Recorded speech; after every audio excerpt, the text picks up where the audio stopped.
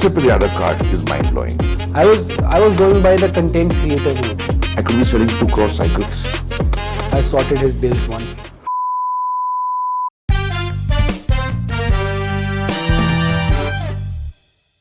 Welcome to another episode of the Randomness Pod, and this time we have someone very special. He is a tinkerer, a designer, a friend, a teacher, and my first boss, Professor Amit Sheth. Hello. Welcome, Professor. So, Professor Amit Sheth was founding dean at Anand National University, Ahmedabad, a founding head, which for Nirma University, he built it from scratch, and then founding faculty at Plaksha University, Mohali, where he's also the head of the Makerspace, Yeah. which is a very interesting area, and we're going to talk about all things design, our cities, the aesthetic sense and the cultural memory of Indians. And let's see how we can travel around the world with Professor Amit Sheth today. So, first of all, thank you so much, Professor. Thank you, for Shashank. agreeing to this conversation. Always. सबसे पहला सवाल जो मैं आपसे पूछना चाहता हूँ, how was it like owning a car in the 50s or the 60s? Well, I'm sure it was there are very few people who had cars in those days. Yes. And we had this baby Fiat in, I think my father bought it in 58. I was born in 60, or probably 60 he must have bought it. Yeah, I think I was about a year old. So after I was born, he bought the car because then the scooter was not enough, you know. And that was quite a nice, beautiful car. I mean, I'm sure my father also missed it quite a bit. Where did you grow up? My childhood was actually at various places, in the sense that though I was born in Bombay, my first 5 years were in Ahmedabad. That's where my father had a job. And then his company sent him to the US at New York for 3 years. So I did my kindergarten, first and second grade in New York. US. US, right? And then we came back third standard onwards. I've been in Ahmedabad all through till I joined BITS Pilani for my engineering after my 12th. So, I mean, you traveled the world when you were a kid, right? Well, quite a bit. Yes. Quite a bit, right? Quite a bit. So, how was the US in the 60s, if you remember something? It was it was different. It was unique in the sense that my kids also are very envious. My father had, of course, a full-time job. I mean, they have to be envious. My mother decided to also pitch in. So she had one full-time job and 3 part-time jobs. All right. In the US? In the US. Okay. Okay. And so and I'm the only child. So I got my house keys in my first standard. All right. That's some responsibility. Yeah. So I'd leave for school at, I think, 7:45 in the morning. And I'd come back at about 3 in the afternoon, let myself in, make my own sandwich, make my milk, and then go down and play. And then my mom would come around 6:30. My father would come at 7:30. So by the time I'm in the second standard, I was allowed to use the gas. The days where she could not give me a lunchbox to take to school, I was given, I think it was 10 cents. So I'd walk down to the local pizzeria, buy myself a pizza and a Coke, eat it, and go back to school. So these are very strange things at one level. It's not so common. My kids, they all grew up in Ahmedabad, and they'd say, Papa, we still don't have our house keys, and they're in the 8th standard, you know. But then the world has changed. New York is not what it was. It's changed totally. I mean, I've been there twice in the last 6 years, and it's disgusting. I mean, the people living on the roads, smell of stale weed all over the place. I got air slapped in the subway because I didn't give money to a beggar. Things have changed. For the better. But this is happening in a lot of Western countries. We have a lot of poor people in India. I'm not denying that. I've never seen this kind of behavior, out here. I think we're in far better shape. Are we? We are. We are in terms of? Overall, this country has changed. I mean, say if I go back to the 60s, uh, to get a telephone installed in your house would take anything between 3 years to 7 years. Yes. My father, because of his work in the company, we got the phone in about 6 months. But in the company already had a lot of phones with them. They just had to transfer lines. So it was easy. Your gas cylinder gets over and your next the replacement would anything 2 weeks, 3 weeks, right? So we've cooked on coal, then the kerosene stuff. I mean, I've grown up with all of these things because gas was not, like I said, Of course, I mean, today everything, it's in half an hour, 1 hour, you'll get a new cylinder. You can walk out and buy a telephone and within a couple of hours you're online, right? it is. Buying a car, all right, the company bought the car, but still, I would ask my dad, which car are we getting? There were only broadly two choices. There was Fiat or the Preme Padme later on, and the Ambassador. And the colors were limited. There was no guarantee you'd get the color you want. All right. So it was like luck of the draw, I mean, suddenly here many months later, your car has arrived, and then you find you wanted a white car or you wanted a black car, and you suddenly got a brown car. Or in the Fiat, we got a pink color Fiat. I even heard stories about Ambassador that some of them came with missing parts. Yeah, so there could be some issues with the brake or the clutch or whatever. Luckily, fortunately for us, all the cars that eventually went through, there were no problems. But that we're talking about a time when majority of the population didn't have food to eat. So They didn't have food to eat. I think there are many reasons for that also. It's not, I mean, you have to think of the big C word. Corruption has been there always. And probably it's much less today, but I think so. I'm not so sure, but I think so. Especially at small things, it's almost gone out. I mean, the digital technology has really changed things. So whether you want to buy your train tickets or banking or etc., you don't have to worry about the C. So the corruption is now only in the bigger or the higher stages of the government. Higher end corruption is everywhere in the world. So that is big business. That's a totally different cup of tea. Yeah. So let's coming back to design. Yeah. And usse pehle Bombay. Bombay is a city that is an enigma in some sense. People are they have abhi to, like you said, digital footprint itna बढ़ गया है, so people can sitting in a village, they can see what's happening all around the world. Right. But पहले एक mystique होता था शहरों के बारे में. Even the Westerners had this certain exotic mystique about India, which has changed now. So how was Bombay growing up? See, every summer holiday, I was shipped to Bombay by my parents.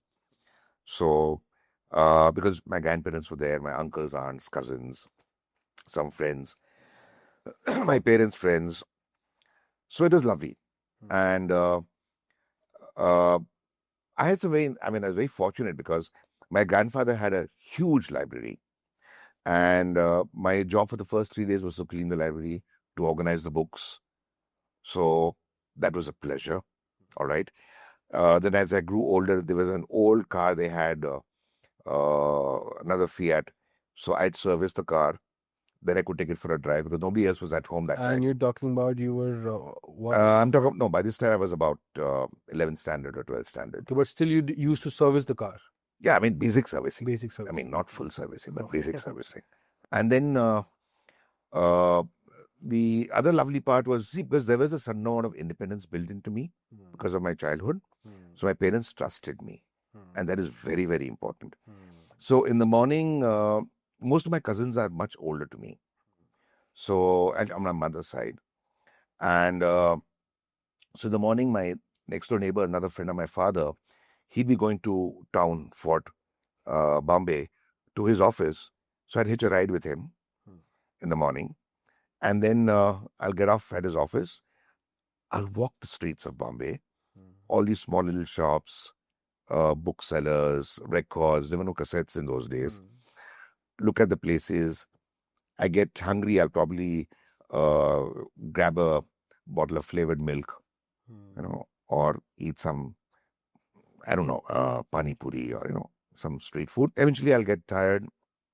And then, depending on the time of day, I'll go to Rhythm House, and that was air conditioned. So I'd go pick up 3-4 records. The little booths were there. You go sit inside the booth, listen to music, and you feel comfortable. And they had a toilet, very important in Bombay. All right. So you were cool. And then either I'd take a bus back, or I'd go to another uncle's office and hitch the ride back. So it's the early 70s. Yeah, 70s. Absolutely. So early 70s was also a time, as you were talking about mills. Early 70s was also, or the mid 70s was also a time when a lot of mills were shutting down because of a lot of union strikes. Did you, I mean, as a kid or you were in high school by that time. What was your understanding of that? Because most of the people I've met, their understanding or their point of view is from the strikers' side. But you've seen, I guess, both sides of the coin. What do you remember of that? See, what I remember is, again, frankly, from what my father would talk about, because he was in the textile industry. And it was not, most of them were not genuinely about workers' problems. There were a couple of very bad leaders, and they had their own axe to grind. They themselves became rich, and in the process, a lot of workers' lives were ruined. Yes, there were some companies which did not treat the workers well. Fair enough. So there are both sides. There are good employers, there are bad employers, right? But because of that, plus the start of the what's it called? There was a parallel in the textile industry coming up. Okay. All right. Not the mill type, but smaller sheds. Okay. And so a lot of workers went there. In Dharavi? No, not Dharavi. It's outskirts of Bombay. I forgot the exact name. Okay. But happening all over the country. Okay. Ahmedabad, Surat. And therefore the mill stuff was, because workers were going, because you were not paid for years sometimes. You do need to run your family, right? So you go to the other sectors and work. And therefore the mills died. Ahmedabad, which had about, I think, 80 plus textile mills once upon a time, I've probably left about half a dozen today. They're all finished. But what I read was mills were still regulated industries and workers still had jobs. But when the mills finally shut down after the famous 82 strike, all that mill property became prime real estate. Yeah. And most of the workers who had some kind of job security became laborers on those real estate business. And that also, we'll also discuss about this real estate mafia that is now today. I mean, when cities were designed in the 60s, like Chandigarh or the 50s, inclusive design, inclusive public spaces.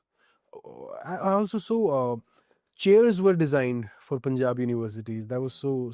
What was that story? I mean, after Bombay, you did your graduation in engineering in BITS Pilani. Pilani.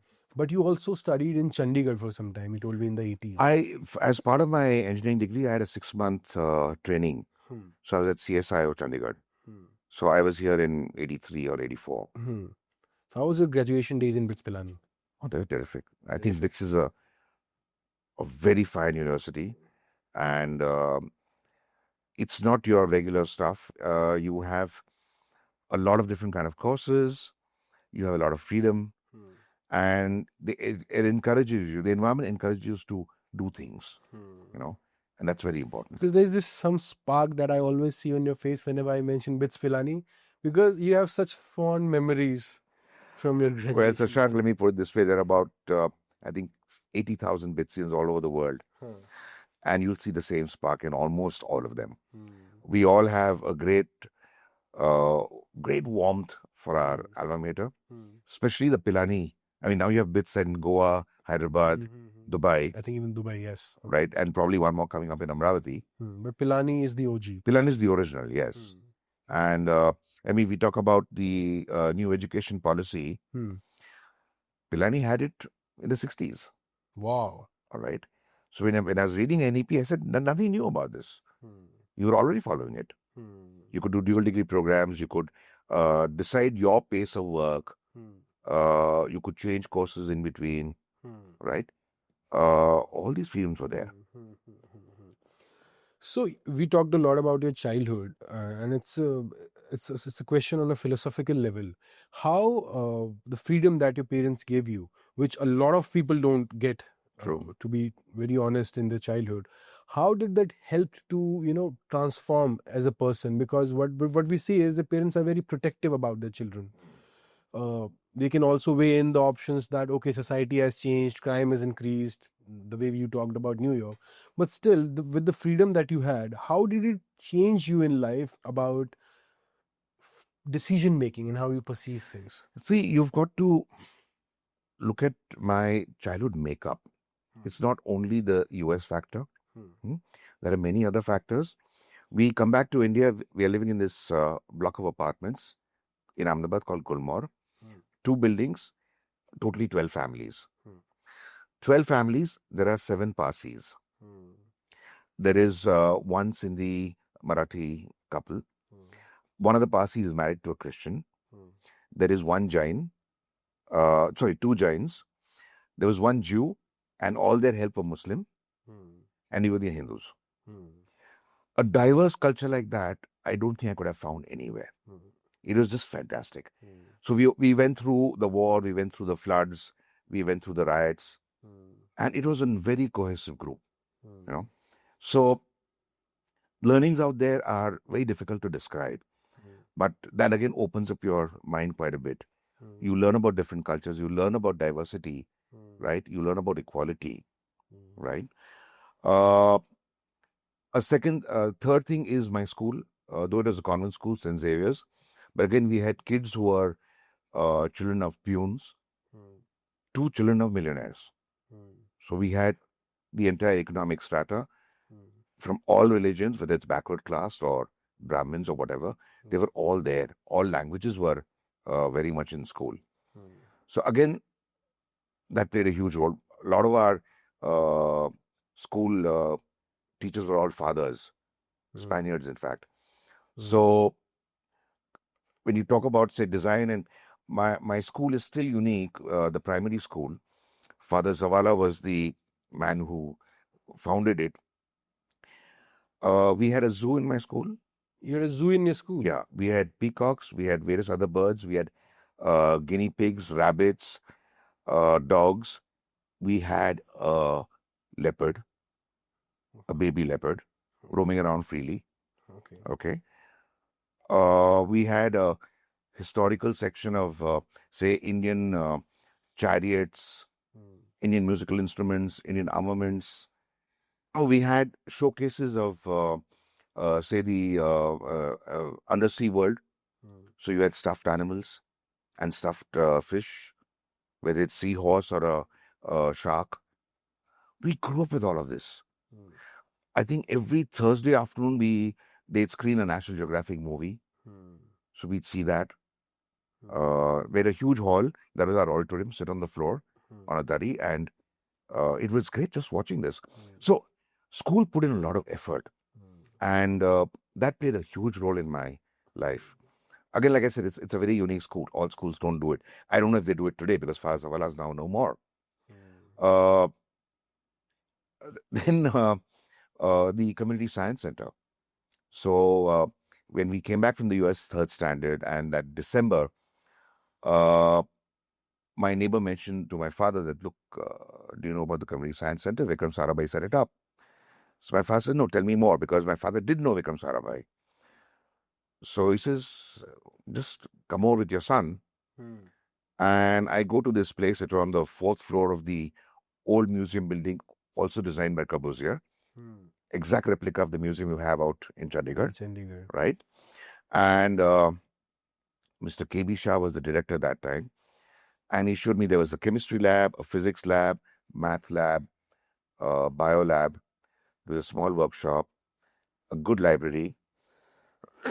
And I was fascinated. And he says, you can come and do whatever you want. You just have to write a report of your findings, Hmm. the process and the findings. That's all you got to do. And any other uh, little events we have, you can take part. Hmm. So I took part in the first toy exhibition, and that was on the national news. I was very kicked about it. Uh, I learned glass blowing, I think, in my fifth standard. I got a chance to meet people like um, Arthur C. Clarke, all right? Because they're all speakers, they'd get over. And he came and talked about the moon rock that had landed at this village near, no, which was brought down. There was an asteroid which landed at a village near Ahmedabad. And that also we got another scientist came and gave a talk, probably Kasturi Rangan or somebody like that. You see, sir, sorry to interrupt, but when you're talking about it, one thing that I extracted was that education worked as an equalizer. When people from students from every economic strata, class and caste came and studied there, and in such a convent school. So this means that fees must have been reasonable, Very which is the case we don't see now. No, we don't. So when we talk about India changing, and then we see you getting, I mean, you learning glass blowing in fifth standard and getting scientists with moon rocks. And now we have our union ministers going in saying Hanumanji was the first guy in the space. So India has also changed like that. I would just like to probably put it this way that for whatever reason, there is a huge right-wing shift all over the world. It's not just India. I mean, look at what's happening in the US, all right? What's happening in Germany, what's happening in France, what's happening in Italy, right? There is a major right-wing shift. At least And they don't mix facts with the stories, right? I don't know as much, so I would not comment. Yes, we are doing a lot in this country. We want to try and push the agenda. Probably also, it's also a reaction to being suppressed by the British for 200 years, where everything was wiped out. I mean, we had, I think, as far as Sashi Tharoor says that he was what, 34% of the world's per capita was in India? 23, yes. Or whatever, right? And Macaulay comes and says the only way to beat this country is to change the education system, right? And enforce the industrialized way of. And we were left to what 2.5 in the Yeah. independence. So this is a reaction that, look, everything was erased, or rather buried, not erased. Let's get it out. And then some people go a little extra. I think that's a human reaction. It'll stabilize in time. And people are not fools. Right. They'll see through. I mean, that I can contest if people are fools or not, but that's all right. So, yes, sir, let's talk about Chandigarh. I mean, this is some city, especially for North Indians, it has a special place in their hearts, which is whenever we think about a planned city or a city that's livable, that's something that Indians are suffering, because either there are these gated communities which separate the Indians from the real India, or there are these government sectors where prices have shot up. So when we thought about Chandigarh, or still think about it, it was some major, project that was undertaken by the government of India. What are your memories of it? Now, this is a lot from my readings, and I'm not too fond of Kabuzir. Though some of his That I buildings know. are interesting. Because you said he killed the spirit of the city. He didn't understand India. He didn't understand Indians. I'm very clear about that. But he pushed concrete in a huge way in a hot climate like ours, which I don't think was a great idea. Yes. All right. I prefer, say, the architecture of Laurie Baker, which is using bricks, and then he has these cavity walls, and the way he works out his joinery, I think it's fantastic. The building costs are much lower than your concrete buildings. They last as long, if not longer. I mean, he used concrete, but it was only in the lintel where it would be required, and just a few places like that. Kabuzir, and therefore a whole series of architects who were trained under him, who are all, and their juniors who are also now in the country and practicing, they all use a tremendous amount of concrete, which is not a sustainable material in terms of eco-friendly. You need air conditioning. You need lighting. I think that's a bit sad. Though he did have a few interesting facets to his building design, right? Of how to protect the building from external sunlight. So there were some interesting things that one could learn I from see cavity walls in Chandigarh also, where there are bricks and for him. sunlight. Very few. And but more than that, I found his grid system very boring. Life is not a grid. It's more dynamic. It's more fluid. I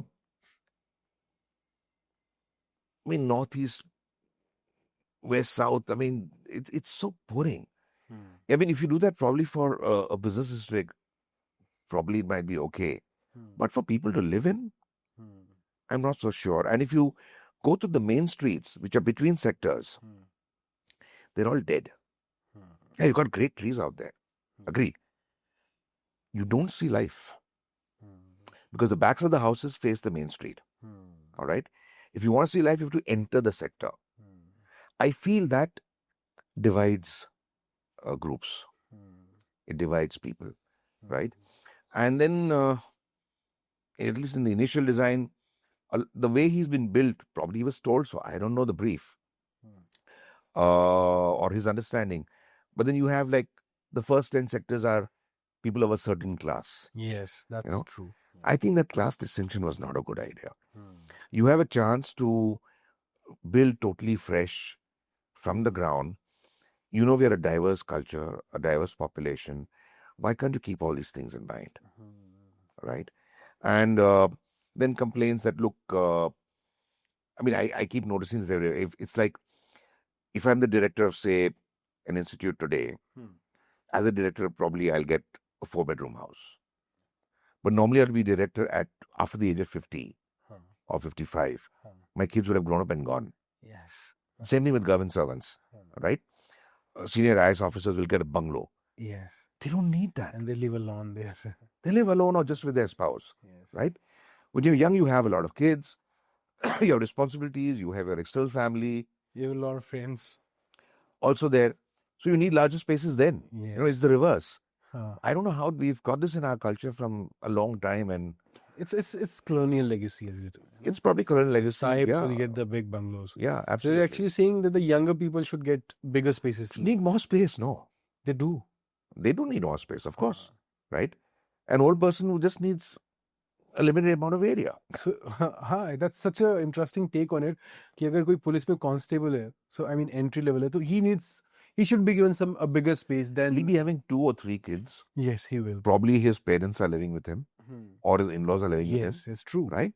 So your family size is 5, 6, 7 people. You live in a 2-room house. How do you work it out? Right? जो फिर इसमें ये बताती है कि the senior officials now deserve this. What do you want to say on this? I mean, I'm trying because this is something very revolutionary. I don't think it's fair. It's just inappropriate, no? I mean, you want to give the guy a house, okay, give him a separate house, give him a little extra lawn. I'm not saying no. You don't need to give so many rooms, right? Your number of rooms for the house, I think, need to be worked out in a more practical manner. You want to give them a separate bungalow instead of an apartment, that's okay. वो चलेगा. But rooms तो चाहिए. So when did you decide that you want to study design? What was that moment? Well, I think I was supposed to go in for design or architecture right till my 10th standard. I designed my first house in my 8th standard. That's in Lonavala, outside Bombay. Okay. My uncle was an architect. He gave me a problem, and the problem was to design a weekend home. And my first design was done on an inland letter, for which he sent me a 3-page letter, basically scolding me, and letter to my mom saying this boy has got something, but he needs to be encouraged in the right manner. So my 8th standard birthday, I got a drawing board, a T-square, a set squares, so I can make proper drawings. And I was told to please use proper sheets of paper and not inland envelopes. Then I was always among the better guys in drawing, uh, in making models. So I was always doing these. So designers things at home. are born. Yeah, I had many building sets. That was my US trip. My mom bought a huge amount of toys. That's why she worked extra. Okay. So that all the toys could come. So I had some really great toys. And so creativity just, gets encouraged, right? And so till 10th, it was very clear. It's either architecture or NID, design. I'd been to NID enough times. I've been to School of Architecture. Uh, because of my father being in Sarawais, we'd get all these NID invitations. So we'd go for their shows and programs. And 11th, we had a subject called electronics in school. And the Indian Physics Association in Gujarat started a electronics hobby center. So every evening at 5:30 after school, I'd come home, drop my bag, and rush to the hobby lab, and I'd come back at 7. And I was tinkering with components, and I was learning. It was a teach yourself hobby center where we had people who were PhDs and kids like me, and you learn from each other. And you had all the components and tools and oscilloscopes and multimeters and soldering irons out there, and we built things. And there was a huge revolution of electronics going on in India. CPZ had just about started. That is the Santa Cruz Electronic Export Processing Zone, Bombay. So, I mean, one read the paper, so one was, reading about electronics being the future. Today, AI is the future. That was electronics, right? So, and I'd learned about BITS Pilani. I just learned about IIT Bombay. And I was very impressed with BITS. And when I told my father I'm going to join engineering, electronics, he almost got a heart attack. Very rare case for a father saying no for engineering. But he told me no. He says, don't do engineering. Tinkering is something different. Engineering is something different. But I was rebellious. I had the marks. That was never a problem. So I said, I'm going. I like BITS. And I got into BITS. I got electronics. I also took a standby admission for MS Baroda, the local university for electronics. But it was BITS that I wanted. Third year engineering, 5-year program. I come home, I said, Dad, you're right. I spend a lot more time reading on architecture and design. Though I max all the lab stuff, I am falling behind in the math involved in engineering. And I find it very painful. Can I change? And his son, I'm happy you've come to that realization, but you can't leave anything halfway. Finish engineering to the best you can. I've never said you become a topper, but make sure you get sufficient grades to get you a job. When you graduate, if I can afford it, I'll put it through college again. Whether it's architecture or design, I don't have a problem, right? But in case I don't, at least you have a degree and a job and you're on your own. Wonderful words of advice. Exactly. So I went back with a lot of renewed vigor and I started doing better. And Chandigarh was a highlight where I did my training out here in holography. I wrote a paper which got published in JOSA. And I got admissions at NID Ahmedabad, IIT Bombay, and I had 2 jobs. So I was very, very happy.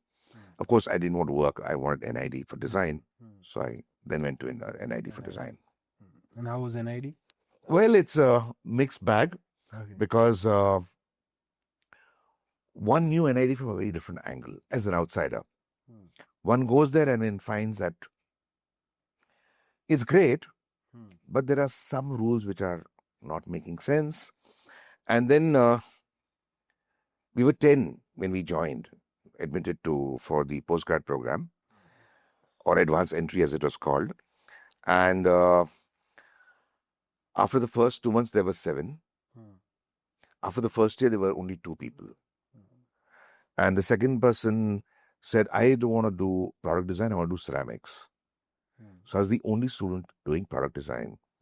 I'd have to go and tell my faculty, guys, we got a course running. What do I do? right? So I had to run after the faculty. The faculty student ratio was, I think, 7 faculty members and 1 student. So I realized that I'm not learning enough. Our library was open till midnight.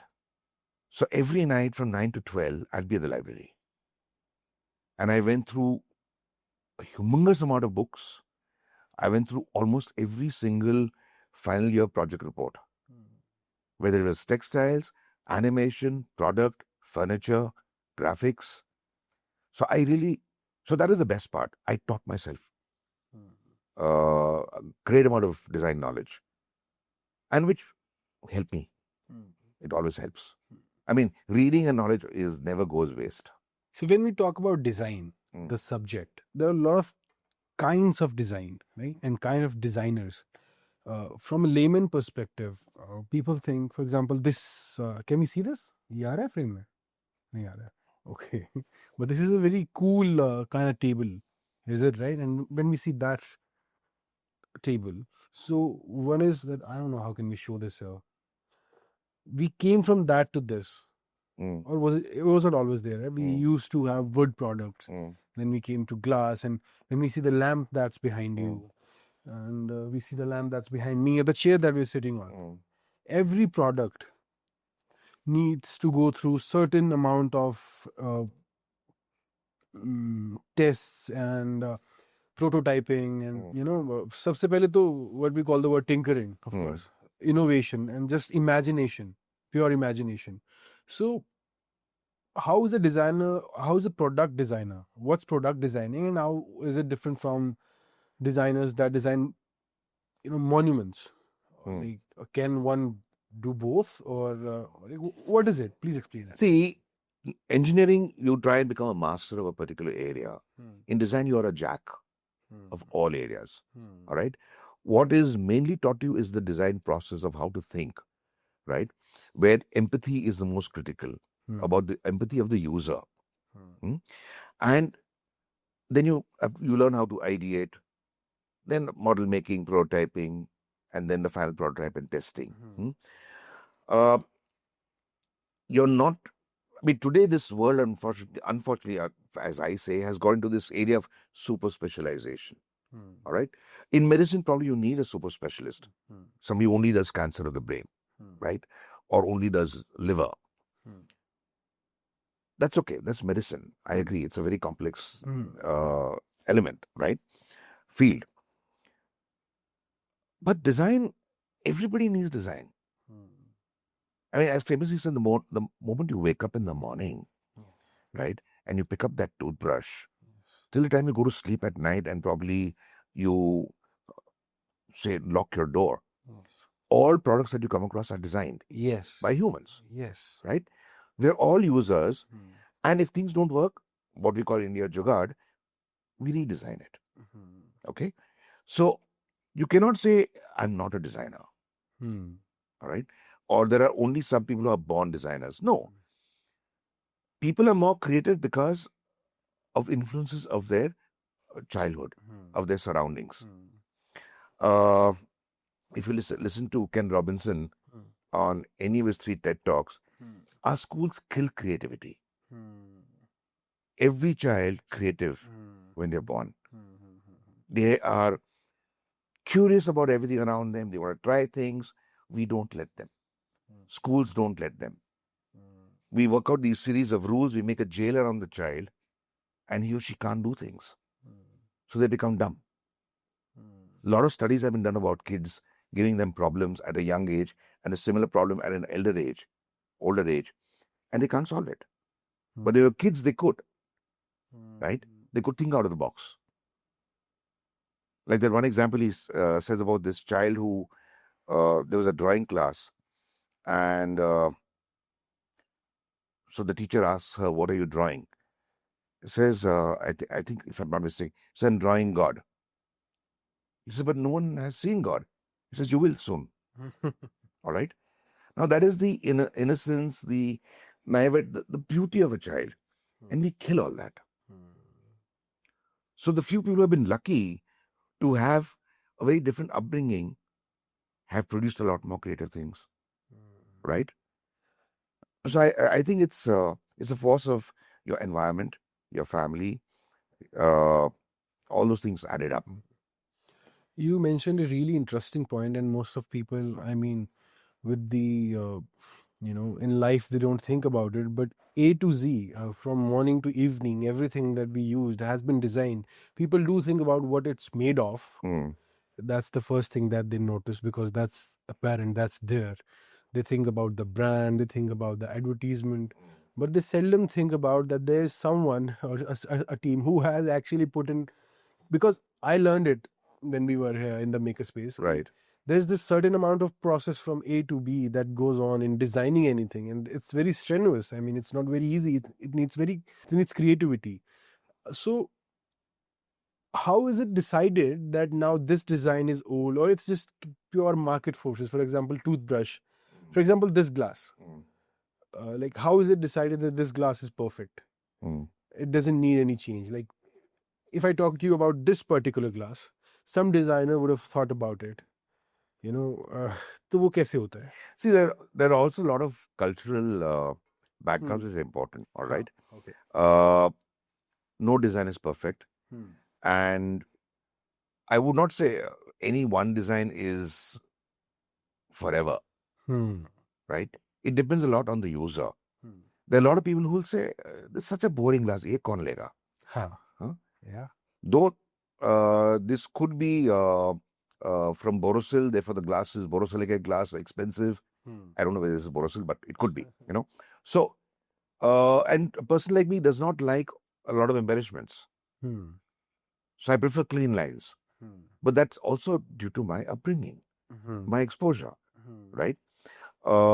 And I would not say which is better. Both are fine. Hmm. It's like when you're doing a project for a major company a long time ago, Hmm. and you design a packaging. Hmm. And I came out with these very interesting packaging design, Hmm. but the colors were all pastel. Hmm. Okay. And the senior spokesperson of the company was appalled. He says, Mr. Sheth, do you realize who the audience is? Hmm. The audience is not your Ritvik Ghatak kind of people. All right. They're the masses. Hmm. Huh? They want movies like Sholay. Hmm. All right. Your colors need to be like that. Don't give me foreign colors. Hmm. So that's the first time in life I started using bright orange, peacock blue, Hmm. colors I had never used earlier. Hmm. But that's what the masses wanted, and it worked, Hmm. right? You have to study your user very, very carefully As a designer. as a designer. Hmm. Because a designer normally produces something for a mass market, Hmm. right? So you try and give some very fancy tones. It can feel not just, I mean, the recent case, it's about a year old now. Jaguar went through a revamp Yeah. with a new design. It's failed. It's failed. It's failed very badly, right? It was supposed to be very modern, but people didn't like Didn't it. work. Yeah. It didn't work. So you need to spend a lot more time in your planning, Hmm. right? In your users. I mean, things can't be done in a jiffy. Hmm. And when your groundwork is done properly, Hmm. then the final execution doesn't take time, Hmm. right? Hmm. So instead of say putting 20% research and 80% output, I'd say 80% research and 20% output. Hmm. That's how important the design process is. Hmm. So now we've talked about product design. If we talk about designing spaces for people, there's this conundrum that I think Indians are facing, the masses are facing, that we lack inclusive spaces in our cities. Mm. When we talk about making our cities more livable, तब हम क्या सोचते हैं, क्या समझते हैं? हमने कॉर्बूजियर की बात की, कि एक भारतीय शहरों की एक बनावट होती है, एंड गाँव की तो एक और ही बनावट होती है कि कैसे वहाँ तो इट्स ऑल डिज़ाइन कि कौन सी कास्ट कहाँ रहेगी, Mm. कौन Mm. सा कैसे क्या होगा। एक माउंट पे मोस्टली होता था, तो drainage system worked well. Mm. But हम जो आज देखते हैं, गुड़गांव का जो हम मानसून में हाल देखते हैं, I mean geography and geology was thrown down the Absolutely. drain. I mean, when designing the city, all by all the private players, of course. Chandigarh में चाहे जितनी भी हमने कमियां बताई, but its drainage is still better than Gurgaon. When we For a part of the city. for a part, then again the class factor come in. Again, it changed. Again changed. But I mean, it was when the Corbusier designed it, and then some So other the people first took 30 over it. sectors are fine. Huh. Probably another 10, 15 more. Then it's the same. the builder lobby which gets in. Huh. So all water bodies are blocked. Hmm.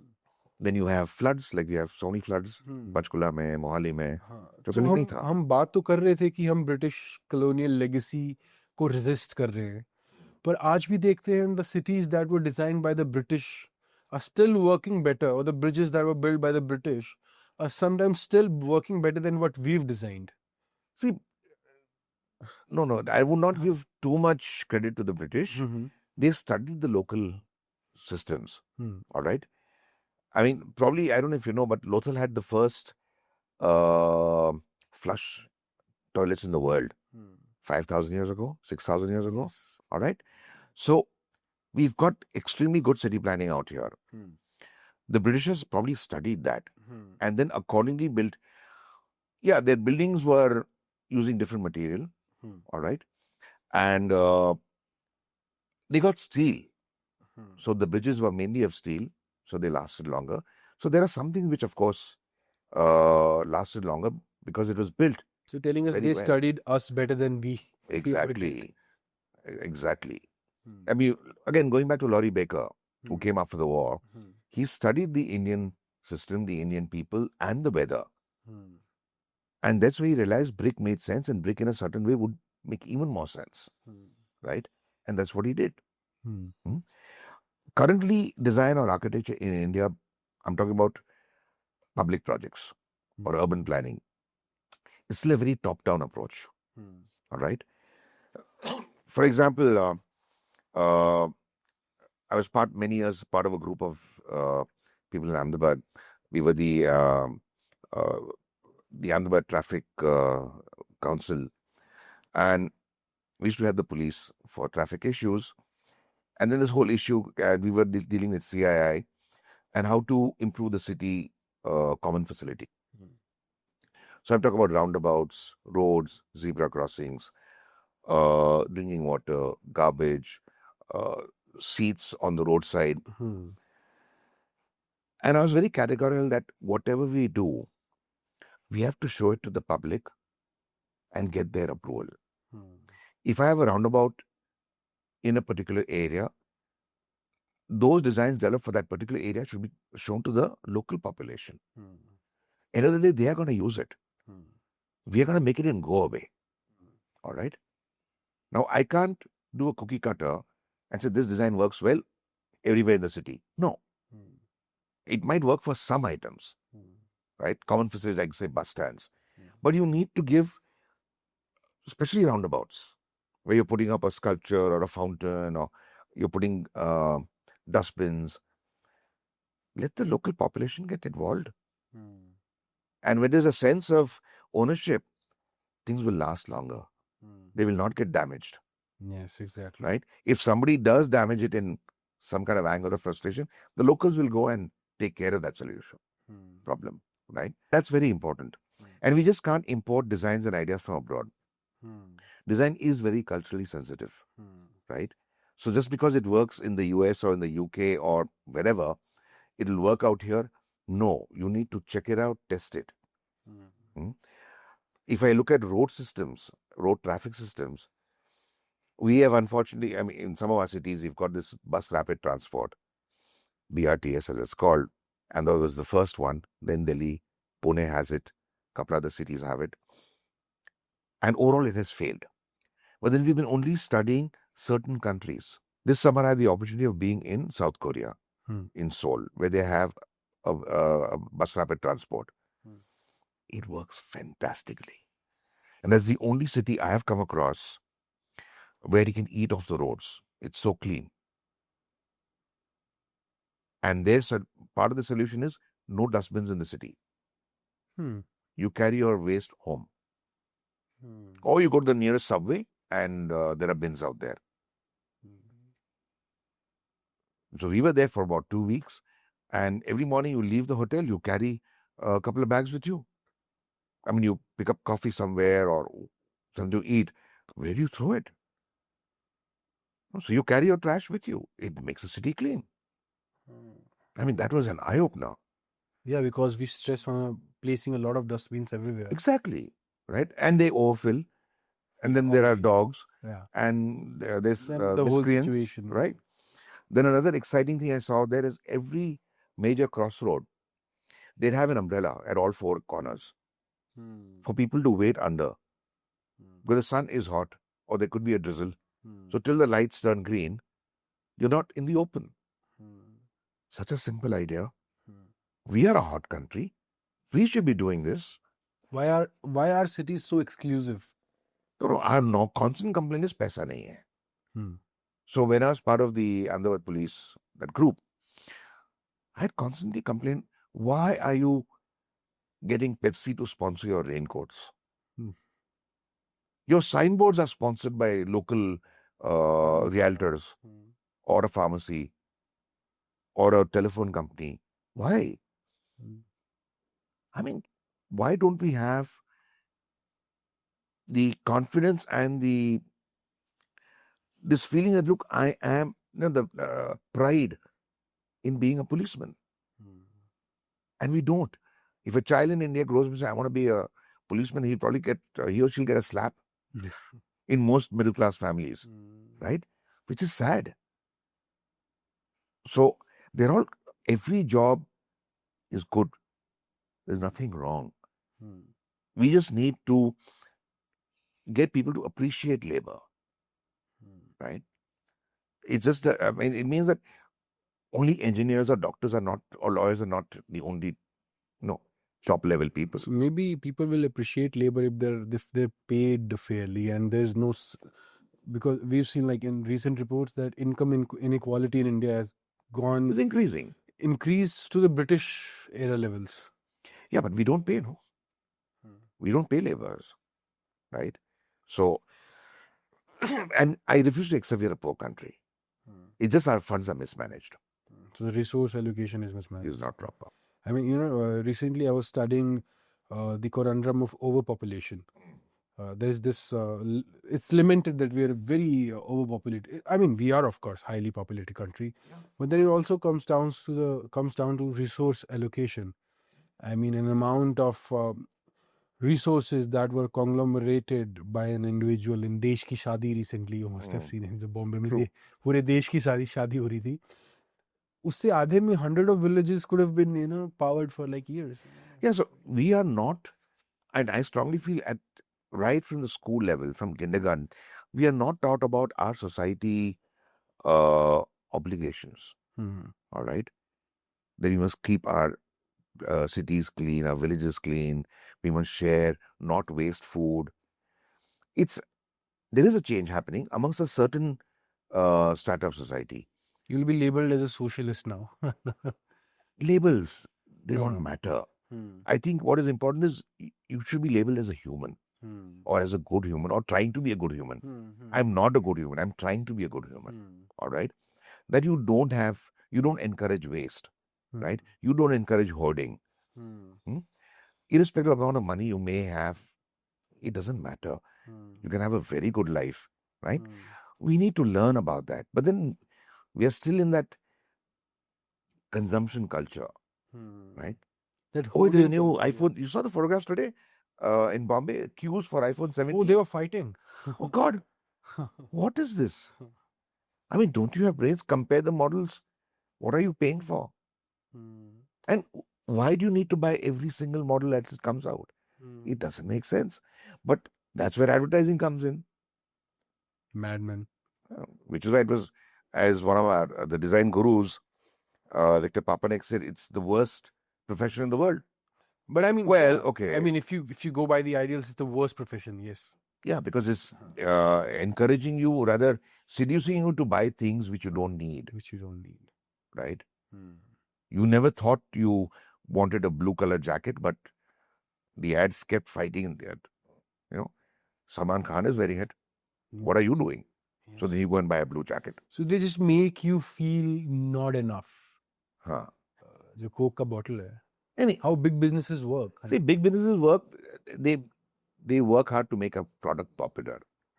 So advertising plays a huge role, branding plays a huge role, right? And once you get the people hooked, they're gonna always consume it. And the price differential is always there. Your ordinary potato, which is a staple, right? It's what? How many rupees a kilo today? 20 rupees a kilo? Yeah, maybe. Probably. How much is your bag of Lay's? 50-gram bag of Lay's chips. 50. 50 gram. So 10 rupees maybe. 10 rupees, right? For 50 grams. Now do the math. And then it has been, like value has been added to it, right? Yeah, but then even if you add value, the differential is tremendous. It's not that you can't make chips at home. We all did that when we were kids. Yes. Right? We never went and bought stuff from, we only bought the raw materials. My mother would make everything at home before Diwali and probably a couple of times in the year. We'd have these large bins with stuff filled, chips which are not fried, but they're dried and cut. So you're saying that we don't have mothers who make chips now? No, it's not saying the system has changed, the world has changed. Now we've absolutely caught up into this ready-made culture and this throwaway culture. Which you think is not good. That is where our problem of sustainability and ecology comes in, no? We complain about eco-friendly, that not having eco-friendly products, not being a sustainable world. We have started all these things, right? The craziest report I read some time back is baby food by Nestle, the sugar content. So if I have a child today, from the reports, it means I should buy that Nestle baby food from the UK, which has no sugar content, and not from India, which has some 2 tablespoons of sugar per serving or something, and not the Philippines, which has 5.5 tablespoons. I was sugar is at this addictive. point. Yes, it is. Also not healthy. That's a different story. You give a child sugar from a very young age, he or she gets addicted, right? Then your craving goes up only for sugar. You will not eat karela, which is good for you and has a great taste actually. But then, okay, you have to cultivate the taste because you've never had it earlier as a child. As a child, you take a kid and you put them onto various products. You don't have to worry about the future. But you put on the wrong foods, whether it's basically all sugar related stuff, right? Unless you can control at home, right? Because of my US 3 years, we had a habit that every evening with dinner, we'd have a glass of Coke. That is a total alien habit. It's not Indian. But my father never drank alcohol. So Coke became the thing. So all of us would have Coke with dinner every evening. You come back to India, Coke was extremely expensive. So the first few months, my father would still get a crate of Coke. And then he weaned us all off it. Till we stopped having Coke. Stopped having Coke in the house. When my kids turned around, by which time we knew the danger of Coke, of the excess sugar, Coke was a treat for the kids maximum once a month. Today, I will have a cold drink like Coke or whatever, probably once a year. I have no cravings. We got a free bottle from somewhere. It's in the fridge for 6 months, 8 months. You don't touch it anymore. When you know things are not good for you, you need to take some positive action, right? And encourage at least the next generation that you can influence not to. Sir, our chairs have changed, as you must have noticed. Yes. But you taught us the first rule of talking to someone was to be at the same level in which they're sitting. So we were breaking that. I know. But still, I'm still trying to maintain my eye contact with you. I hope that doesn't mess up the frame. So ये सबसे पहले मेरे दिमाग में यही आता है कि सर सोच रहे हैं या नहीं सोच रहे हैं इस बारे में कि we're breaking the rule of interviewing. But this is something that when we interviewed, when the students interviewed and we went with them, this was the first thing that you told us, that you be on that level. अगर कोई building पे है तो तुम वहीं जाओ, कोई नीचे बैठा है तो तुम नीचे बैठो. Because some of them were sitting on some chair and some person was sitting in the ground. And yeah, so when we said ki too much of, we should know what's not good for us. Yes. And private real estate has not been good for us because we see a housing crisis. I mean, we can contest that. We can No, we can contest contest that. The thing is, I would not outright say private real estate is bad. that. Okay. They have done a lot of very interesting things. They have generally worked for their users also. But it's greed which is bad. And that has happened not just in real estate, probably more in real estate, but in all areas, right? It's greed which is actually ruining our lives.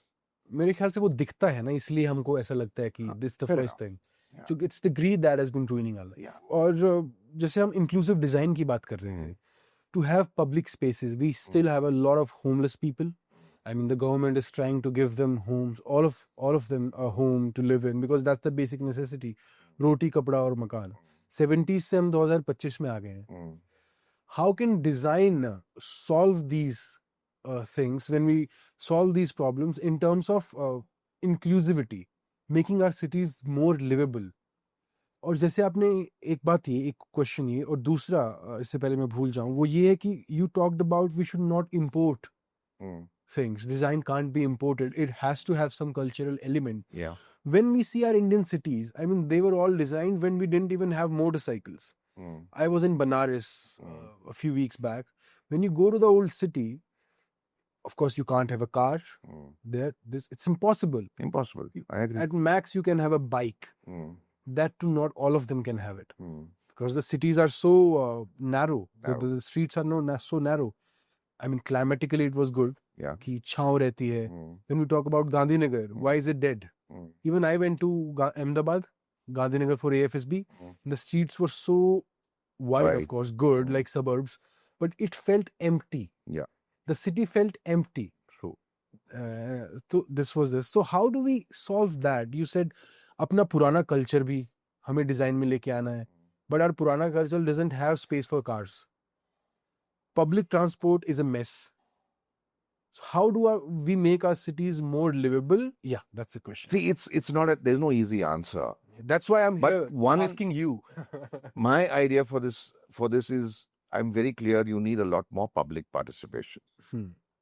Your architect, your urban planner may be an expert in his or her area. Fantastic. They can be the guides. But you need to get inputs from the people you're designing for. Right? We talk about removing slums and shifting them. Again, it's not easy.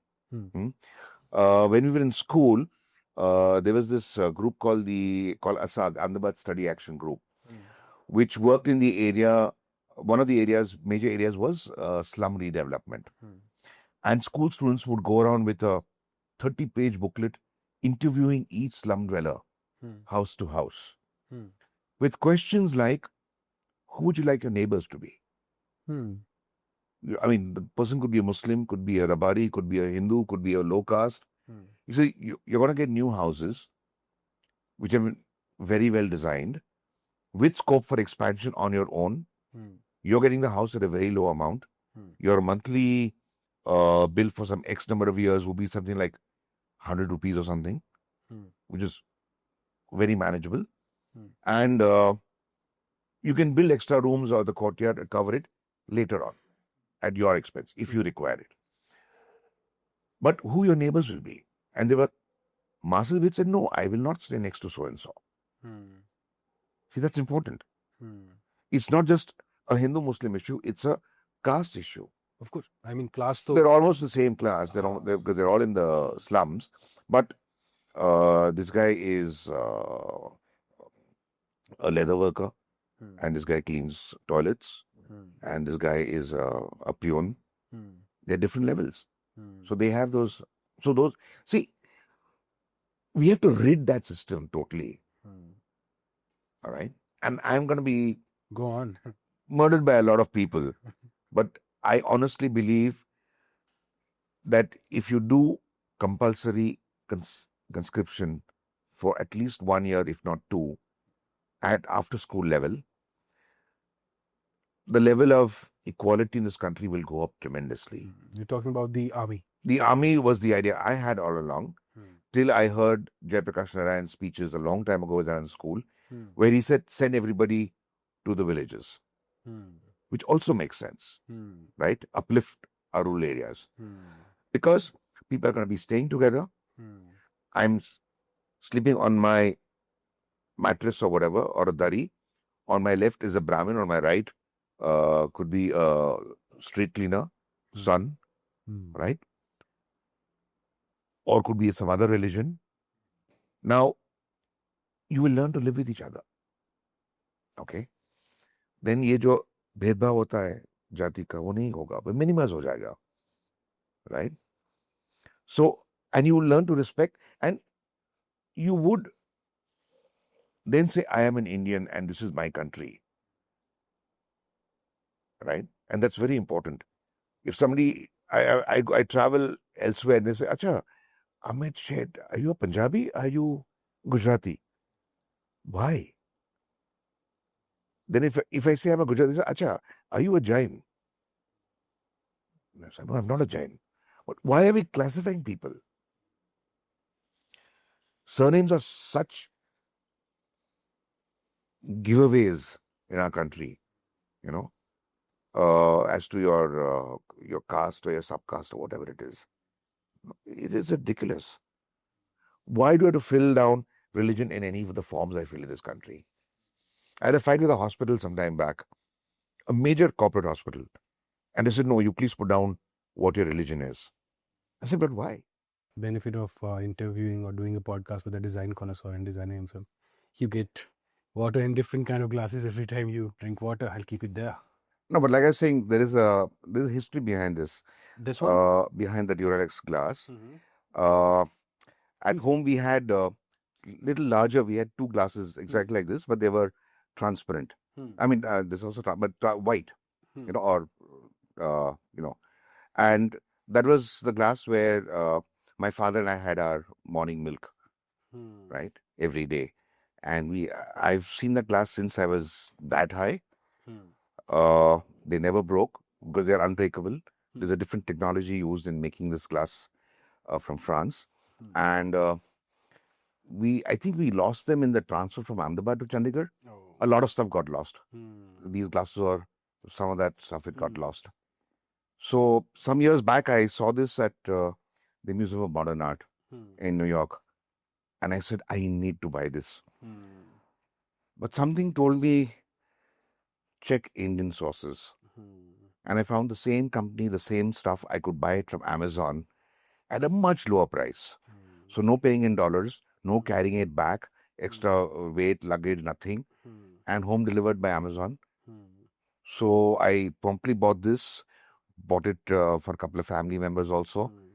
So there are 6 different colors, they're vibrant, and they work very well, and they're unbreakable. It's a design classic also. Right. You know, sir, there is something with design that makes you feel good. I mean, I personally believe, ठीक है, एक minimalistic lifestyle जीना एक अलग बात है, but still, जो भी सामान हो, you can have. For example, when I say milkshake, what comes to your mind? Vanilla milkshake. Vanilla milkshake, right? And that too in a specific kind of glass, which is, I mean, it is okay. for me that glass, A tall glass is the what I tall would look at. glass, and with a what do we say, with a stand, and there's this red cherry on top. This is, अगर मेरे को milkshake उसमें नहीं मिल रहा है तो I won't feel that I'm having a milkshake. Right. When you have whiskey, you need to have those small cut piece glasses. When you're having wine, you need to have wine glasses. No, I'm coming to something which is very important. So is it just because of the pop culture influence that we've seen, or there is some truth to it that you can have the best out of it when you do it the certain way? I don't think it's pop culture. The thing is, every glass has been designed for a particular purpose.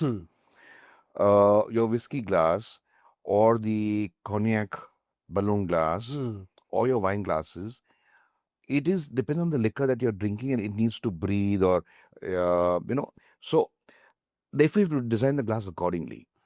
All right. You could have an ordinary steel glass when you're in college. In that steel tumbler, we had our rum. All right. For multiple reasons, we didn't have fancy glasses. Hmm. You didn't want somebody else to know that you're having alcohol because you're in college, right? So, but you never, there was a tinge of metal when you drank that, okay? And mentally, it was very clear, steel tumblers are meant for water and nothing else, right? Later on, of course, one grew older and one saw, and then, of course, one could afford the appropriate tool for the appropriate purpose. So then you went and bought a whiskey glass or a cognac glass or a shot glass or whatever it was, right? So, and these designs have evolved over the years. The earlier you had your tankards for beer, which were they're made from stone, so they're very heavy, right? Then you had another. I think it was probably in the US where they had glass bottom, so that when you raise the tankard, you can see through it. God, somebody just might point a gun at you. So purpose has changed, right? Today, I don't think you want to go, unless it's a fancy, you don't necessarily need a glass bottom tankard. No one's going to shoot you, right? So designs change, designs evolve. So, what do you think about the plastic invasion that has happened in every sphere of life? You can't live with plastic and you can't live without plastic. It's again one of those anomalies of life because if I look at certain components which go into my body, they are plastic and they're required. It's a life support system, right? And I have plastic in my knees, right? So I have other materials also, but plastic is a major component. It's, again, like I said, it's misuse and greed, which makes things worse. Like you've got this huge patch in the North Pacific, which is a garbage island, right? And there are thousands of tons of garbage, mainly plastic waste. And then that island midway, where the albatrosses are dying because they have consumed plastic, right? So we need, the government has put in some efforts today. Most countries, including India now, most places, they will not give you a plastic bag at checkout at your shopping markets. Either you carry your own or they'll give you a paper bag, which you have to pay for, which I think is absolutely fine. You've got to get people to understand that do not go for these use and throw plastic things, right? Now they're saying even plastic in a water bottle is not a good idea. So a lot of us carry our own water bottles everywhere, which are typically steel because glass breaks, right? So you carry a steel flask, you fill your water in that, and you don't consume microplastics. Nobody had heard of microplastics in the 70s, probably 80s, right? So we are learning as we go along. And instead of saying, oh my God, what's going to happen? No. Think.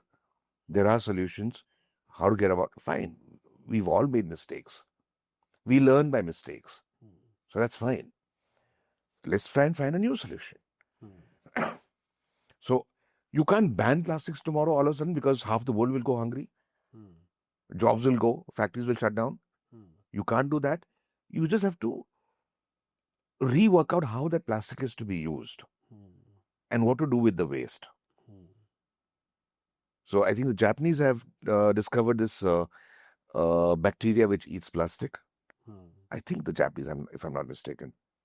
So fine. So let there be research going on in such areas that you find how to remove that material from the soil. So coming back to our original point, when we talked about Gurgaon and the new Indian cities that are coming up, you talked about public participation. But I think that can only happen when there is some kind of state intervention. Because and also when a new city comes up, it's essentially on the farmland, right? This is the farmland that we use. So how do we know that who's going to live there, and how do we ensure public participation? Why do you assume the state is the one only responsible? No, I'm not assuming it. I'm saying that we state citizens are is- responsible. We citizens are responsible. We have to work with the government. You let the government do what they want, they will do exactly what they want from their point of view. All right. For example, there was a very interesting and prominent building built in one of our cities, and it was a great design, and it came in all the papers and the news. And there was one problem, was that there were no security grills on the windows. Okay.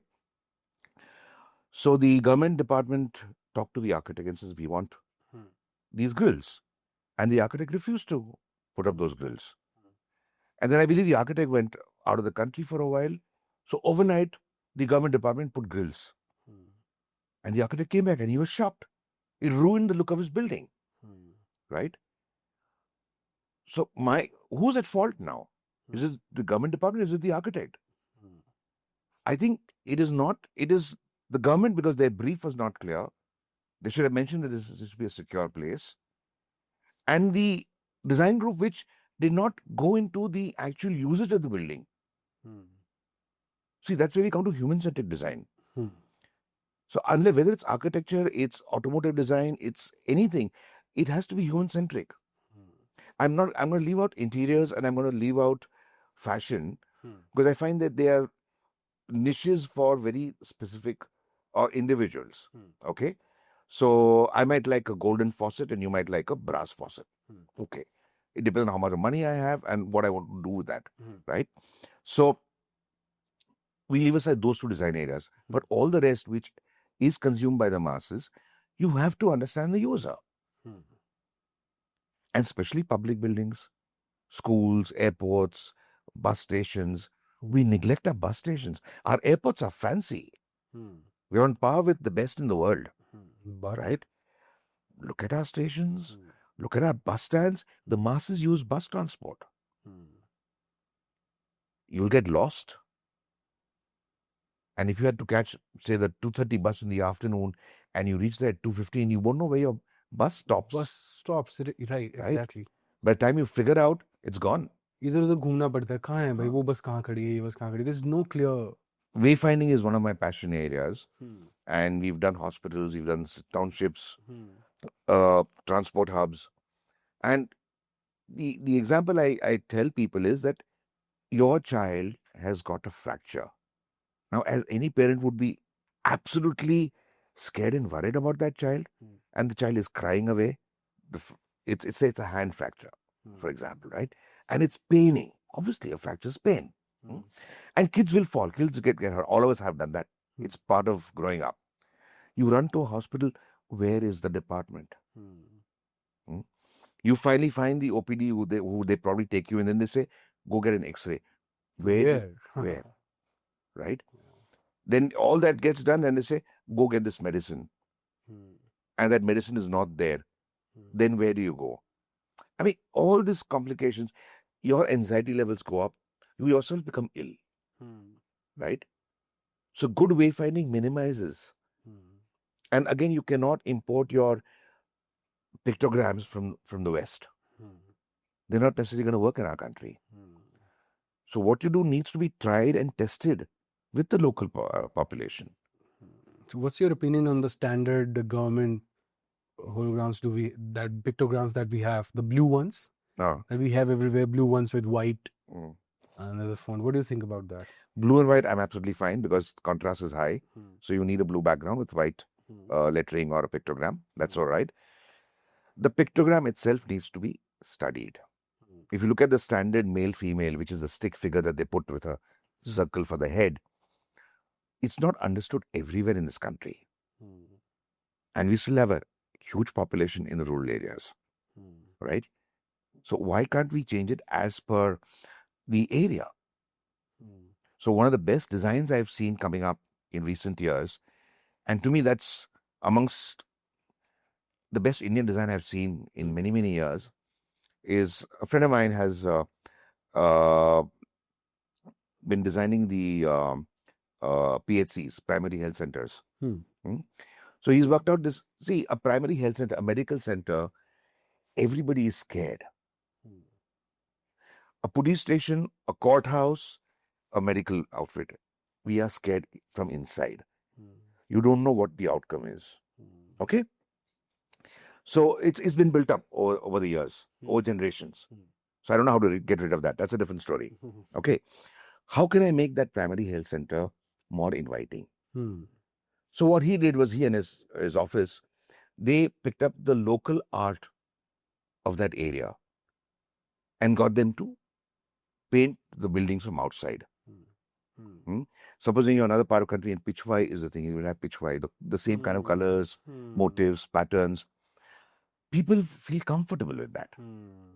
You don't need to have a stark building with one red cross out there and saying primary health center. Right? I thought that is fantastic.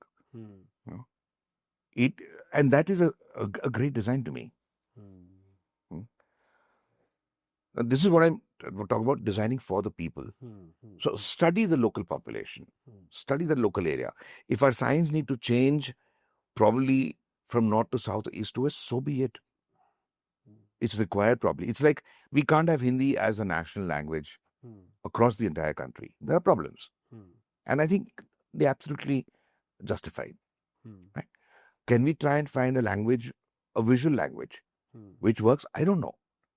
One has to do some research and find out.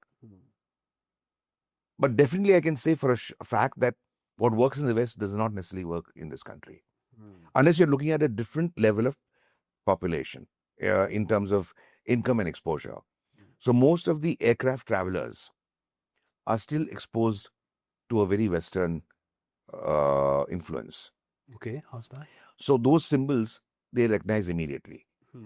If you look at the water fountains, which are there currently in most of our airports, right? It's the typical American one where you press a button and the water comes from a spout and you drink water. You fill up a glass and drink, right? Or you put your hand and drink. People don't know how to use it. Next time you go to an airport, just stand a little away and watch people. You'll find enough people who don't know how to use that fountain. My question is, why not have the regular tap?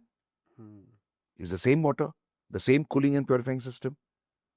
But the tap is Indian. When I put a logo, a symbol, a pictogram of a tap, people know it's pani. When I put a symbol of that pipe with some water dropping, they don't understand that. See, this is where I'm saying our designs will be more human-centric and therefore relatable to the user. But they might assume that people who come to the airport are more familiar with the... No, that is the assumption we're going by. Right? It also looks better than the children tap. Why should it look better? What is wrong with that other one? I think looks are not the issue. Okay. It's function, right? As Henry Dreyfuss, one of the great American designers, mentioned that if at the end of the day the user is unhappy, right, and just can't get along with the design that you've developed, then the design is a failure. But you've got a smile on his face or her face, and he or she is happy to use that particular thing, whether it's a chair, it's a car, it's a rocket, whatever, a pen, then the design is successful. And that's something we need to keep in mind, right?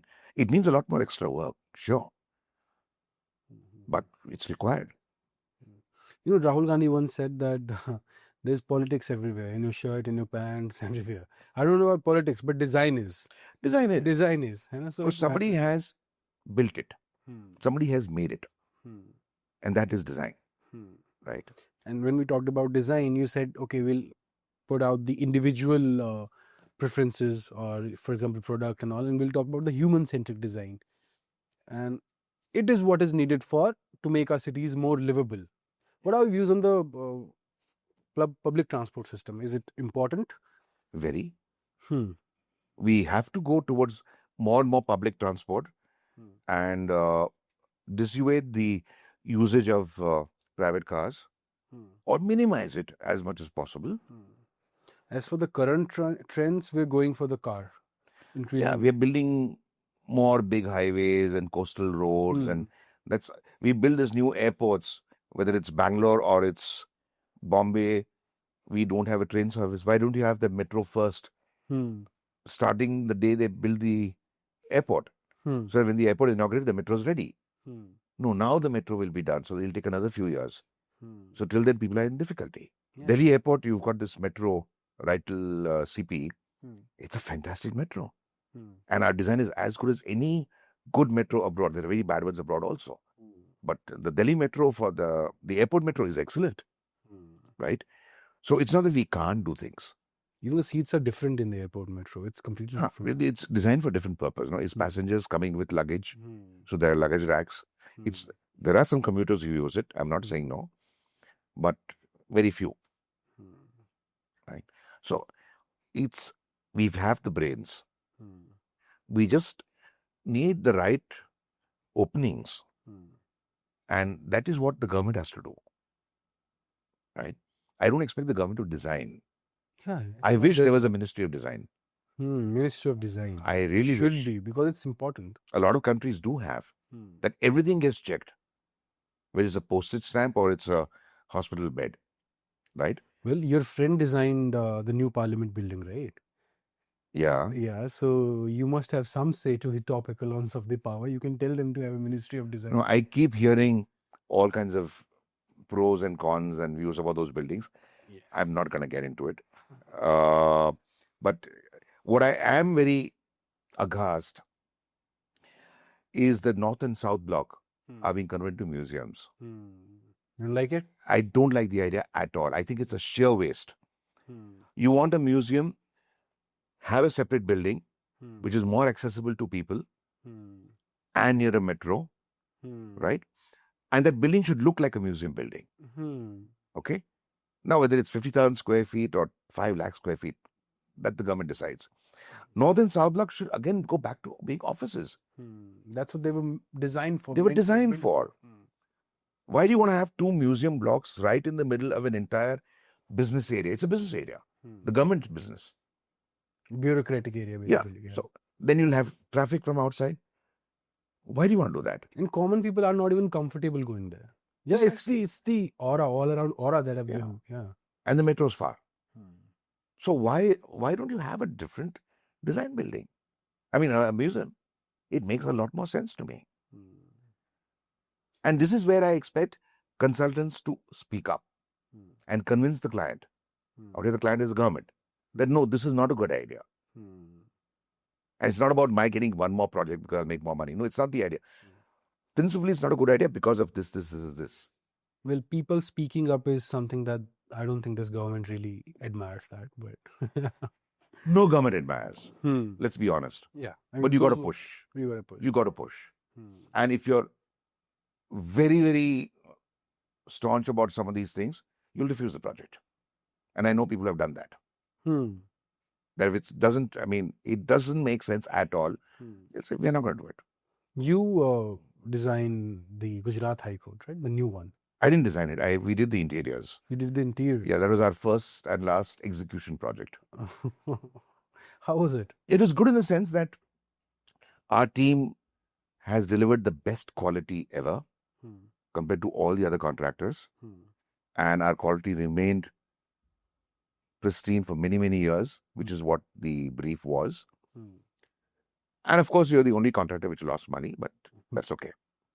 What is money after all? It comes and goes. Konark War Memorial? Konark was exciting. It's in Jodhpur, right? In Jodhpur. You have to know a little bit about the genesis of the project because please. The Southern Command wanted a war memorial for the 2 wars which India fought. And so through a process, eventually they came to me. And they said, 65 and 71. Yeah. So they said, we've heard about you. Can you come and we'd like you to do it. And we'll give you working expenses. Okay. No problem. Profits, there are always industry to give you profits. You don't have to earn from the army, so to speak. And I asked them, what about the wars can I learn? And they said, please watch the movie called Border. Now, I have never been so much into all these regular movies, what I call masala movies. So I went and bought a DVD of Border, and I saw it 3, 4, 5, 6 times. So I got to know a little bit about the Longowal area and the war out there. I did some reading I got from the net, but not very much. So I went back to meet the CEO and I said, look, can you give me some more information? Because you see, a memorial, anybody can set up a memorial, but it has to have a lot more meaning. And there's something itching, something biting. So exasperately, he turns around, opens one steel almirah, and takes out one torn green leather-bound book, green cloth-bound book, and says, "Read this book." And that's about the 65 war. Was it 71? Whatever, one of the two. And I opened and I said, "But this is General Yahya Khan." I mean, he was the Pakistani commander. What hit me was they lost the wars, but they wrote a book. If it was Yahya Khan, then 71. 71. And we have won the wars and we have nothing. So I said, then this memorial has to do something about that. So my memorial design, which went up, is in two parts. At the base level where you park your vehicles and enter the premises, you have these huge panels of stone in which the war stories are carved out. So there are about 30 odd war stories which you get to read. There are steps, you can sit on it, you can reflect, you can think about the stories. Then you walk up the steps to the actual memorial and pay homage to the departed souls. Right? So it was a great experience doing that. But then I was clear that it can't be just a regular memorial. There has to be something more to it. Right? And we don't have these stories. We sadly are very poor in documentation. And this is across all areas, all fields. We're in such a verbal society. It went from, generation to generation by voice. But very few actually wrote things down. And unless we have these stories, how will you encourage tomorrow someone to take up the same profession? So narrative stories, they're all very important. They're not. They're very important. They are, right? Yeah. We just need to encourage that. That's beautiful. That was a beautiful story. But there are not many pictures that are available of Konark War Memorial on the internet. It's very... You've got a few, and Mr. Modi went there. half of them are about Modi. The rest are not. So, well. I hope you can provide us some pictures so we can show it in the... Yeah, I can send you some photographs. Not a problem. Like, I can tell you about some parts of the podcast where we talk about certain things, and then we can show them. Whether it's Fiat, whether we talk about different designers or stuff like that, right? So, sir, when we talk about greed, you talk a lot about greed and how is it not important. Okay, I thought there's something. So we talk about greed and how it's got to go. But how do we stop it? I mean, when we talk about crony capitalism, we talk about meritocracy. Do you really think that's all meritocracy? It doesn't always, no. A lot of it is also luck, no. A lot of it is some people being in the right place at the right time and things worked out, right? Some people are just benefactors of somebody else's goodwill, right? So it's like that that famous. I think it's a joke probably. There's a shoe seller, all right, and this banker goes every day and gets his shoes polished, right? And the shoe seller asks the banker one day about some stocks or whatever. And the guy says, "What does this guy know about stocks? I mean, he's a shoe seller. How much does he make?" Right? And the guy says, "No, I have an account in your bank." So he's very surprised. So he goes, asks his manager, and they find he's one of the largest account holders. I mean, he's got millions of dollars in the account. So he says, "This is very exciting." So they call the board for a meeting and they call this shoe seller over. All right. And he's very impressed. I mean, you mean to say you made all this money by selling shoes? He says, "No, my brother was a big drug smuggler. He died and gave me the money." Well, good, bad, that's not anything. I mean, people go up the ladders, you guys had various reasons. Only merit has never helped. Only hard work has unfortunately never helped because there are so many other factors. Greed is a factor. Envy is a factor. Jealousy is a bigger factor. Right? At least envy is not harmful. Jealousy is harmful. Envy can be positive also. It can be positive also. Jalo mat, reese karo. Her truck के पीछे लिखा होता है, जलो मत रीस करो. Reese is like चाहत रखूं उस जैसा करने की. So coming to that, why do we want all our trucks to look like European or American trucks? Let the graphics be there. Yeah. That's India. The truckers are happy. That's Yes, what's very important, they are. They are. right? Hmm. It's my truck. I want to paint it with pink colored flowers and God images. Please do that, right? It's my truck. You get into this boring black or pale or white, why? Why do Indian cities look ugly? Whenever we see a European city in perspective, now there's this niche who says कि यार तुमको वही section दिखाया जा रहा है by the tourism industry of that country, and हमारा दिखाते नहीं है. But if Lucknow was in, say, I won't say they're ugly.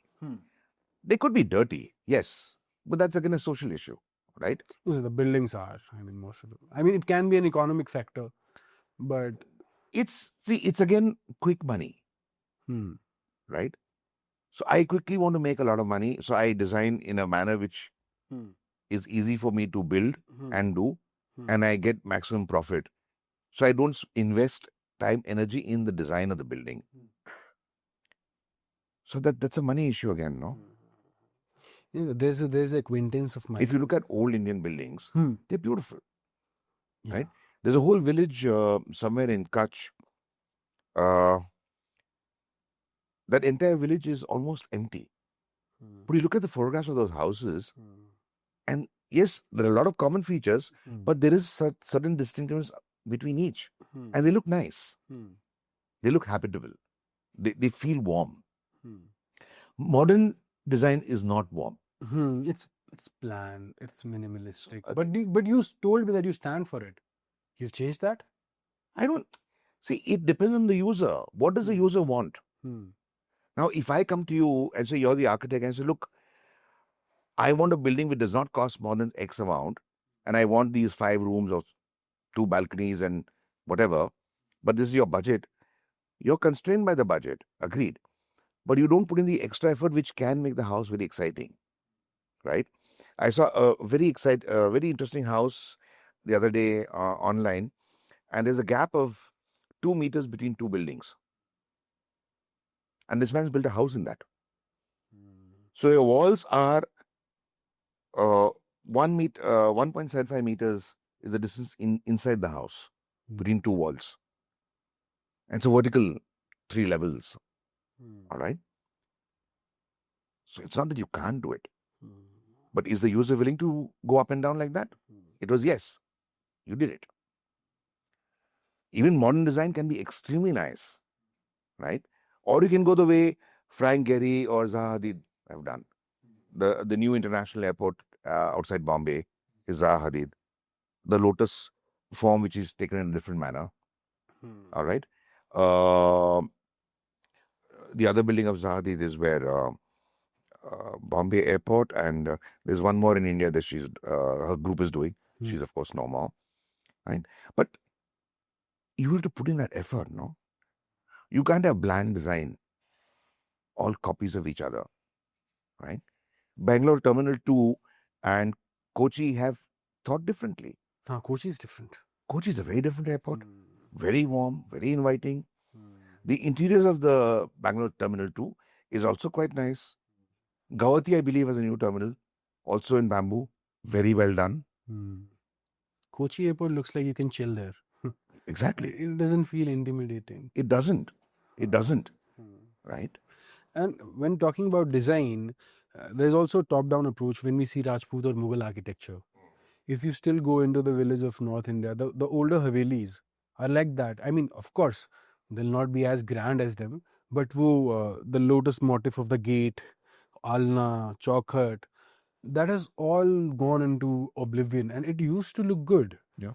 And I see in a lot of Western countries are going back to that design, because I see it always comes back after 30 to 40 years. Now people are going back for the 60s design in the 60s that were prevalent.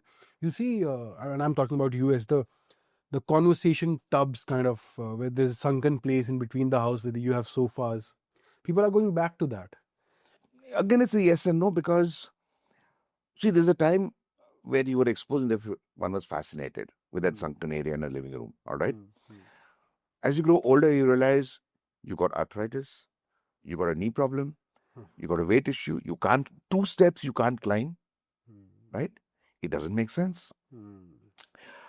The Western culture, I have a cousin who had to get a knee operation done, his own house in the US, and they had to break down the one of the rooms on the ground floor to convert into a bedroom because he couldn't go up and down the staircase, right? Because in most Western houses, there is no bedroom on the ground level. So you have to climb one flight up minimum for your first bedroom. Or if there are more bedrooms, first, second, third, whatever it is. In India, we don't have that. We always have a bedroom on the ground floor. All our houses, at least one, if not two. I thought that is sensible design. I look at these things as more critical design features than just the look. I mean, the look is important. I'm not saying no. But the facilities for the user are very critical, no? India में we also used to have a बैठक हाँ. in the ground floor जो बाकी घर से connected नहीं होती थी. तो जो भी guest आता था वो बैठक में बैठता था. This was it. That was our living room. That was our living room. A lot of larger houses will have a clearing in the middle, the atrium, if you want to call it, Yes. right, an opening. आंगन के बीच में होता था. So there's excellent air and light to all the rooms, right? Ceilings were high, so you didn't need air conditioning. See, all that the Britishers picked up. They were smart that way. They picked up the Indian design ethos for buildings. There was some very interesting question. Yeah. So an acquaintance of mine is researching on graveyards and how graveyards are seen as a place of sorrow and sadness. But they can also be places where people gather with some kind of happiness in their heart. You know, people visit their loved ones. So if you ever got a chance of designing a graveyard, how would you do that? I've never had a chance of. I've seen some interesting graveyards. Yes, you've seen, we can talk about it. But if you do get a chance, because see, when you talked about police station, hospitals, they're all very intimidating, right? They're all very intimidating. And when we hear about a Samshan Ghat or a graveyard, it's just sadness. I mean, Samshan Ghat is a different thing. Graveyard. It's very similar because I've seen one or two Samshan Ghats where you have a nice place for people to sit quietly and think, ponder, right? So if I were to design a graveyard or a Samshan Ghat, which I wish I can, I would work out some spaces like that where, but the numbers are large, right? I mean, that's how our community is. It's not, very rarely only 3 people go. There'll be 30, 40 people. Yes. I need to plan accordingly. So I need that kind of space where at least 3 families could be there at the same time, right? And not disturb each other, but yet have their own privacy. And then they can sit, relax, probably play whatever bhajans they want, or whatever music they want to, put out there. And I thought that would be great. Because this comes to another crib of mine is we don't have a good ambulance. All right. So this happened to me a long time back where one of the major business people, success stories in Ahmedabad passed on. All right. We were close to the family. And then that rusted, creaky municipal van came, the Shab Vahini, to take his body away. And we just followed by everybody in their cars. I mean, people, big man, so there are a lot of swanky cars, plus was regular cars. And I felt this guy had all the money in the world that he wanted. And his last journey is in a Shab Vahini. Terrible. I've sat in those Shab Vahinis on a few occasions. Why can't we have a decent Shab Vahini? It's a simple thing. So I think that's a good design project. No, there are a lot of things which need to be done. One life is not enough. Tell me, and you can think about it. I'll ask you some rapid fire questions now. Your favorite top 3 cities in the world, and then your top 3 cities in India. You can think of, I'll ask you, Obi. You can think about them. And then your top 3 monuments. They're rather unfair questions, I'll tell you that. But anyway. They are what? Unfair questions. Yeah, okay. It's very difficult to classify my best 3 cities and my best 3 products. Okay, let's not do it then. But I can say... I can ask you which are the cities you love the most. I like a lot. Yeah, why? Sure. I was going by the content creator mood. but I can always switch back to the original Yeah, that randomness sure. code. You've traveled across the world, and I sorted his bills once, so I know. Which are the cities that you love? I have a few cities I like a lot. Some which I liked, I don't like very much today. New York, for I mentioned that earlier to you. In the Western Hemisphere, Western side, in fact, not Northern Hemisphere, Western side of the world, I prefer London because of the streets, the traffic signals, the lights, the public transportation. I just think it's superb. And Transport for London, which is under the Mayor of London, and they've organized, I think, a commendable job. So much that we Indians may not like the British, but it could be our money doing all that, but that's okay. They've done a damn good job with it. Other city I have liked a lot is Seoul, where I went recently, South Korea. South Korea. And I thought that was very well laid out. It's walkable, and even public transport is excellent, and it's clean, and the people are very warm. So these two cities I would definitely, yeah. Then there are always some other city areas. I mean, I like Helsinki a lot, but that's a personal thing. I mean, I'm not gonna. What about India? India, I like Udaipur. I think it's a nice, quiet city. It's a small city, but I kind of like it. All right. As a big bustling city, Hyderabad. It's very interesting. I knew the Hyderabad in the 80s was so different. The radical change which has happened in the last, 40 years? 45 years. It's phenomenal. But I still love Bombay. That is my perennial favorite. I was hoping you will say Ahmedabad. It's a nice city. It's a nice city. It's got parts which are very nice. But my recent trips, it's become very unruly, very, very noisy. The traffic has become impossible. So the nicer it is there in my childhood, it's changed. It's changed. And then again, a lot of Indian cities are plagued with bad traffic management. Yeah. So then again, is only the public transport a solution to that? No, it's not only public transport. Public transport is one of them. But then you have two other factors. One is engineering. All right. Our road engineering is very poor. We haven't understood that, and where we have not pushed for it. All right. How you work out your turnings. Chandigarh, for example, you have your free left. You have that slip lane. Now, that's a great idea. It may not be easy to do a slip lane in every old city in India because of space constraints, but there are other ways of going about it. Okay. Which we've done these experiments in Ahmedabad and they've worked successfully. But after 3 months, it was abandoned by the government. They didn't do it to all the areas. And what was done was removed.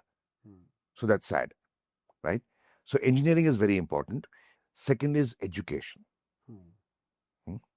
Third, of course, is enforcement. But then I think if your engineering and education is really good, then enforcement is just a small bit. You don't need to go around fining everybody all the time, right? You can do it with love. Have you ever thought about the fact that design has been used for dissent all through the ages? Whether you see that fist, Yeah. the fist that's there, or you see certain faces like the Guevara's face, that has been used all around the world and it shows how design can be so powerful. Absolutely. Absolutely. What do you think about that? No, you should.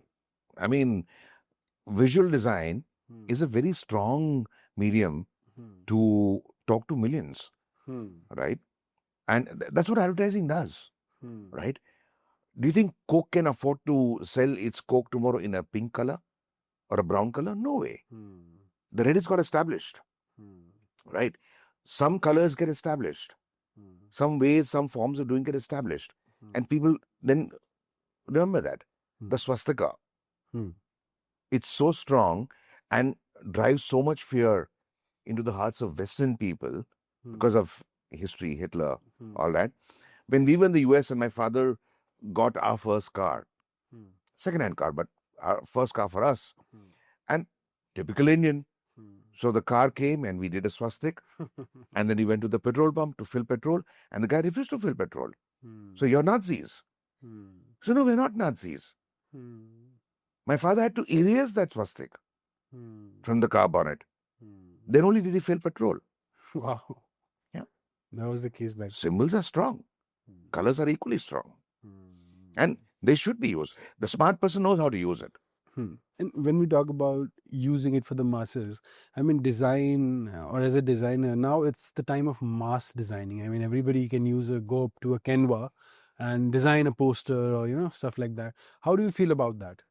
So is it good or is it I believe in equality and the, accessibility? I'm going to use an American word, McDonaldization of design.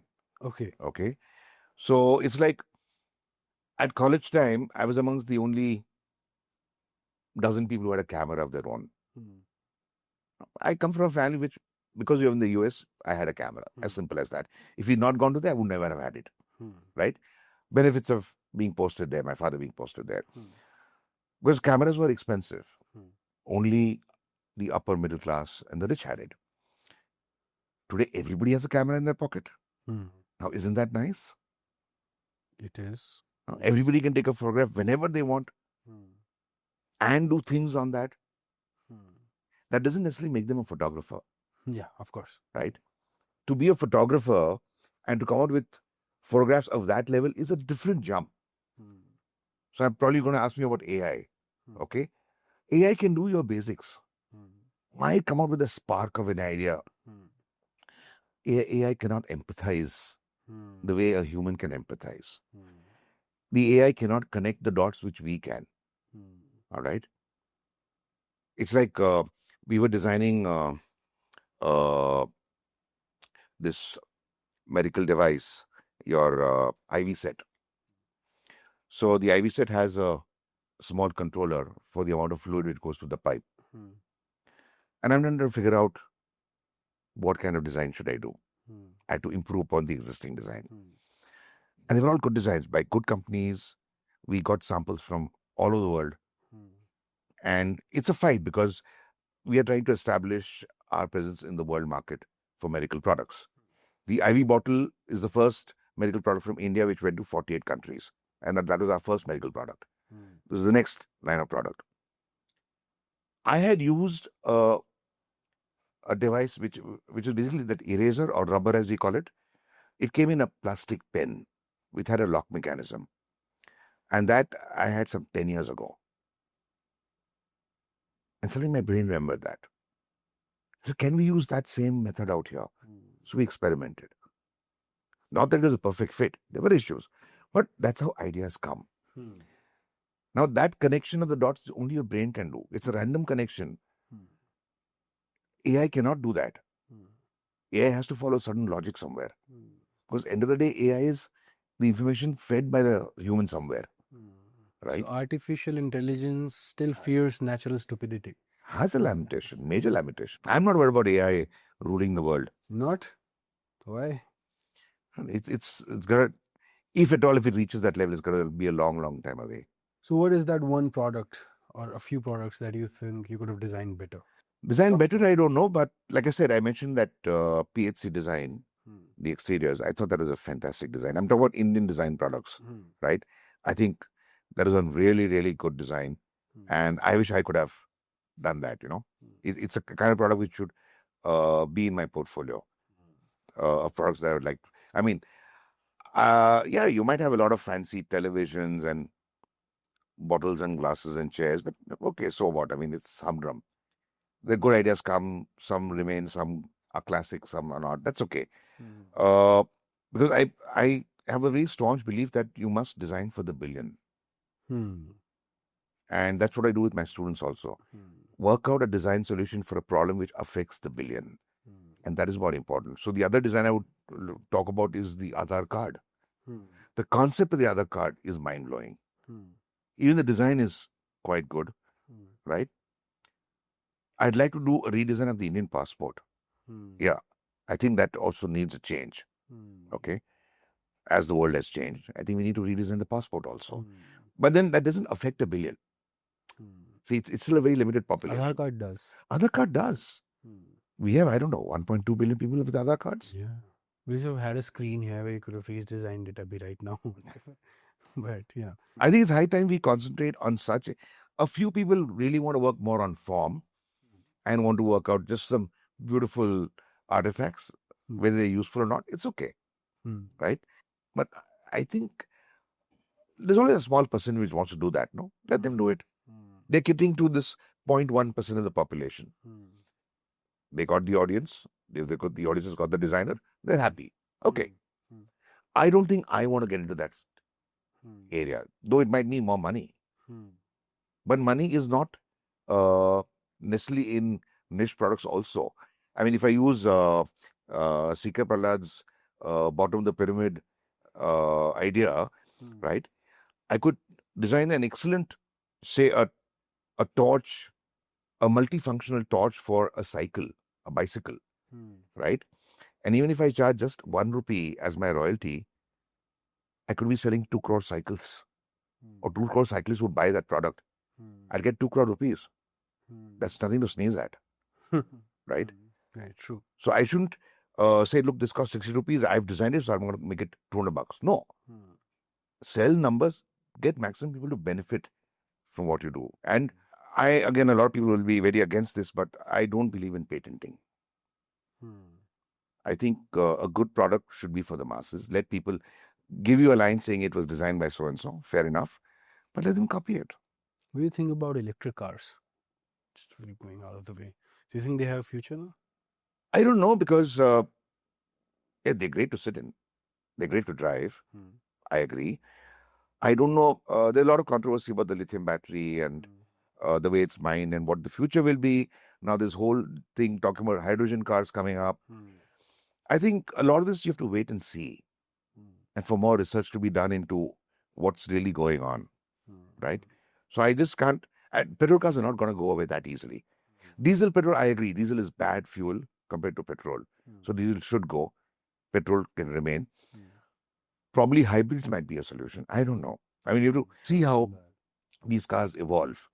Today, the Chinese seem to be having a lead. They've beaten Tesla also in terms of their cars and the way they perform. You must have traveled all across India. You took car trips, right? In your old Thar, old Jeep, Mahindra Jeep to India. That must have been a ball.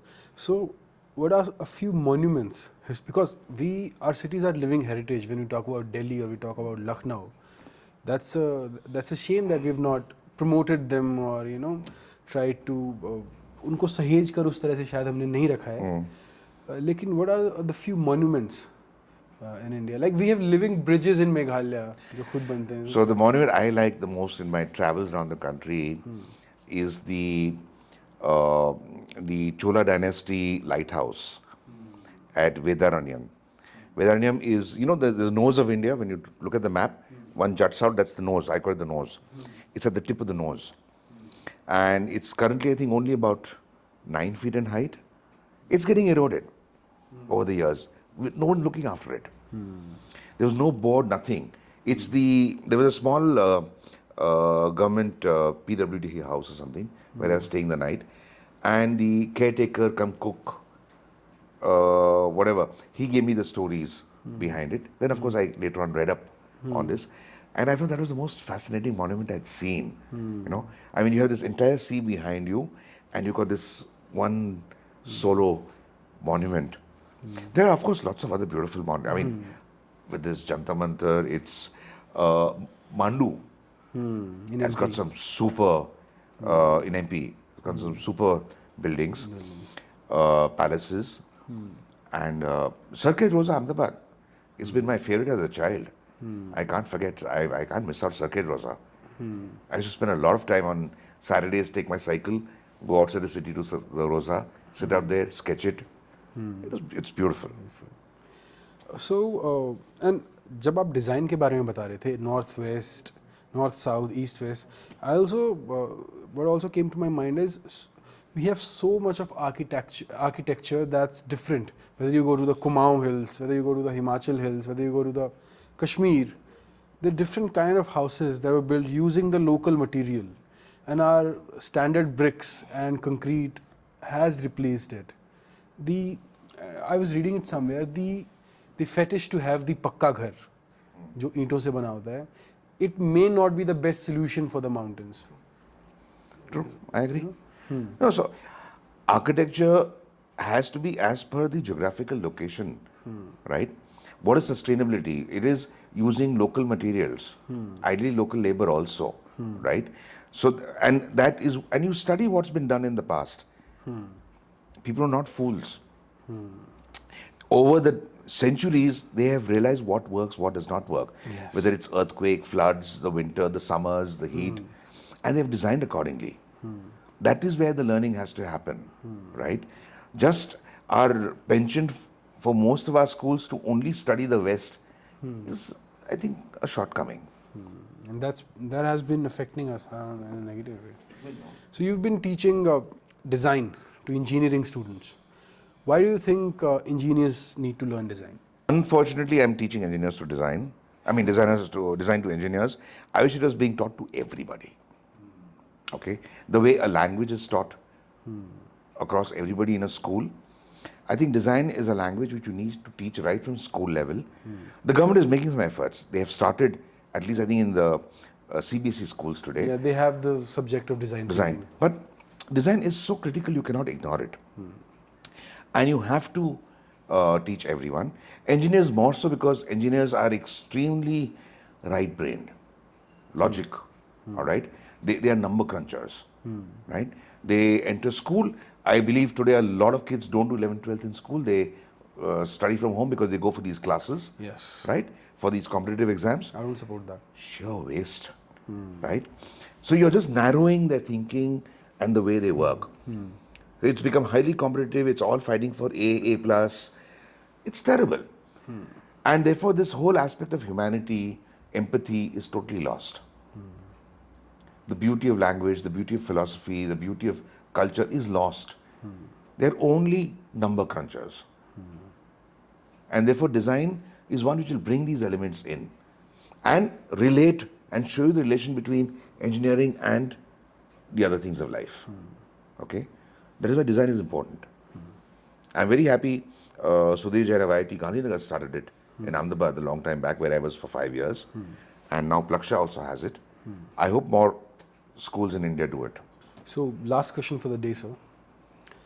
What would be your advice as a designer and as a teacher to the fellow Indians on preserving our spaces or the surroundings, the cities that we live in? Get involved. Get involved with your surroundings. Don't be a bystander. It's our country. It's your country. Don't expect the government to do everything. Don't expect the other chap will do everything. You get involved. You raise your voice. You come up with your ideas, your suggestions. And that's how you're going to build a better life for yourself and a better surrounding. For example, we have a lot of small rivers in Sonipat. Rivers, as in sense, earlier was farmland. So, because tube well was not there, so canal irrigation was Nalas. The small rajbhayas they are called. अब due to this religious favouritism and also migration क्या हो रहा है, जहाँ भी कोई छोटी सी नदी है वहाँ पे इतना कचरा है, कोई लाल मूर्ति फेंकी हुई है, कोई कुछ like when I envision these can be places for people to sit to relax. This very small रजबाया जहाँ पे हल्का हल्का पानी बह रहा है, वहाँ पे बेंचेस लग सकते हैं, वहाँ पे लोग बैठ सकते हैं, लेकिन लोगों को कचरा ही क्यों करना है हर जगह जाके? दो चीज़ है, अंडरस्टैंड दो चीज़ें बहुत, I mean, I think you should try this. To me, it's simple, but you'll have to find out. One, of course, is education, by putting up information out there that this is spoiling the water and therefore spoiling your lives, right? Whether it's crops, etc. Second is work out a small tank near that space, saying you want to put things, put it into this water. The same water has come. So, पानी का पवित्रता है, right? वो पानी में डाल दो. And then, of course, regularly get it cleaned out and put into a. This can be done. Right?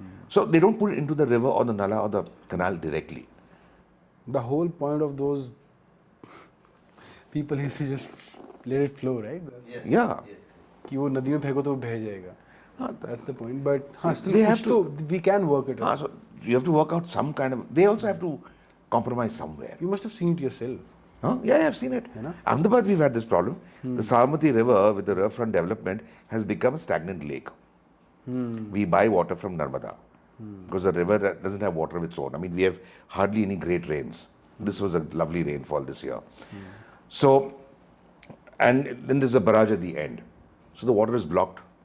So you have all kinds of mosques and everything happening.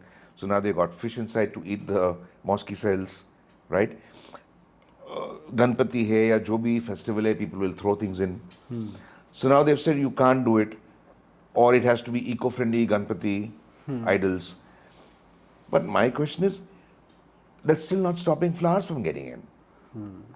And flowers are actually bad, and people don't know that. And you go for a walk on the riverfront. It's a lovely place to walk, but the stench is horrible. Because at one point, all the kachra will assimilate, and you just can't stand that smell. So we need to work on that, right? And this has to be part of the design from day one, not an afterthought. Things should not be an afterthought. So, what is your advice to the youth of this country? Like you said a lot of things today. You know, be open-minded. This is a great country. experience, travel. Yeah. Don't run away. You need to get more exposure. Please go travel, but come back. This country needs all of us. That's it. You know, with that, we wrap up this episode of the Randomness Pod. I hope you liked it. तब तक खुश रहिए, स्वस्थ रहिए, अपने आसपास सफाई रखिए. जय हिंद.